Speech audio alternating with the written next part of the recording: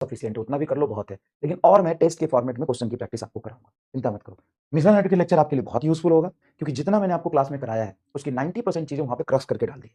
और क्लास में बड़े बड़े क्वेश्चन, एडवांस के क्वेश्चन ये सब किए, वो स्टार्टिंग में कंसेप्ट बिल्डिंग के लिए था, ठीक है ना। अब उन सभी का रिवीजन नहीं करना है। रिवीजन अब देखो, अगर तुम देखो तो नीट में कितना समय है, ईमानदारी से देखो तो नीट में कितना समय है, शायद 80 दिन होगा। ढंग से देखे तो कितना बचा, मार्च और फरवरी, तो 60-70 दिन, 70-80 दिन है। 80 दिन में ढंग से देखोगे ना तो तुम्हारे 80 चैप्टर हैं। ऐसे 30 फिजिक्स, 30 केमिस्ट्री, 30 बायोलॉजी, तो 80-90 चैप्टर हो गए। तो 80-90 चैप्टर को रिवीजन करना, अब इधर उधर ज्यादा फैलोगे तो दिक्कत हो जाएगा।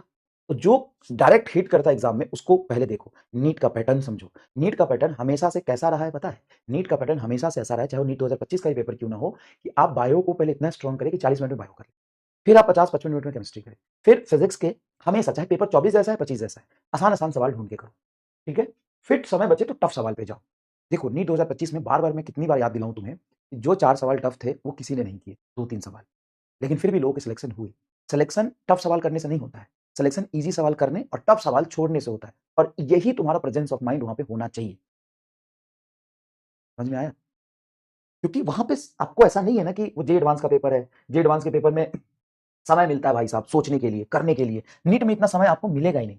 बहुत ज्यादा लेंथी क्वेश्चन आ जाता है जो 1 मिनट में नहीं होने वाला है, वो आप नीट में नहीं कर पाओगे। तो क्लास में क्यों किया हमने? कंसेप्ट बिल्डिंग के लिए, ताकि अगर हमारा लेवल नीट का ये है और हम यही पढ़ते रहे तो वही हार्ड लगे, थोड़ा सा और अच्छे लेवल की क्वेश्चन करेंगे, जेई मेंस पूरा कर लेंगे, जे एडवांस के रिलेटेड क्वेश्चन कर लेंगे, तो हमारी सोचने की शक्ति, कलम चलाने की शक्ति ये बढ़ेगी।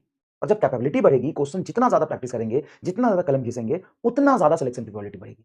तो सबसे पहले आपको क्या करना है, सारे चैप्टर के जो मेन मेन इंपॉर्टेंट थ्योरी है, सारे क्वेश्चन नहीं रिवीजन होता है। क्वेश्चन रिवीजन करने का मतलब तो क्वेश्चन प्रैक्टिस हो गया। तो रिवीजन और प्रैक्टिस में फर्क समझो। रिवीजन करना है आपको, रिवीजन का मतलब होता है कि जो भी, जैसे मैं मोशन इन स्ट्रेट लाइन की बात, तो मोशन इन स्ट्रेट लाइन में डिस्टेंस डिस्प्लेसमेंट समझाया, उसका रिवीजन करो। ग्राफ पे कैसे क्वेश्चन बनते हैं वो देखो, नॉर्मली कैसे फाइनल पोजीशन, इनिशियल पोजीशन से क्वेश्चन बनते हैं वो देखो। हर क्वेश्चन की प्रैक्टिस नहीं करनी। Average speed, average velocity, equal time और इक्वल डिस्टेंस में क्या होता है वो देखो, बस 1-2 सवाल देखो बस। फिर जाओ एक्सेलरेशन, एक्सेलरेशन की थ्योरेटिकल डिस्कशन देखो। फिर कांस्टेंट एक्सेलरेशन पे कैसे सवाल बनते हैं, रेशियो वाले सवाल कैसे होते हैं वो देखो। फिर वेरिएबल एक्सेलरेशन में इंटीग्रेशन डिफरेंशिएशन कैसे करते हैं वो देखो, उस पर सवाल कैसे आए हैं। बस ये करना है तुम्हें। मोशन अंडर ग्रेविटी में ड्रॉप करने के केस में क्या क्या होता है, फाइनल वेलोसिटी ग्राउंड पे कितना होगा, टाइम ऑफ फ्लाइट कितना होगा, ये चीजें देखो, ठीक है ना, ये चीजें देखो, ठीक है।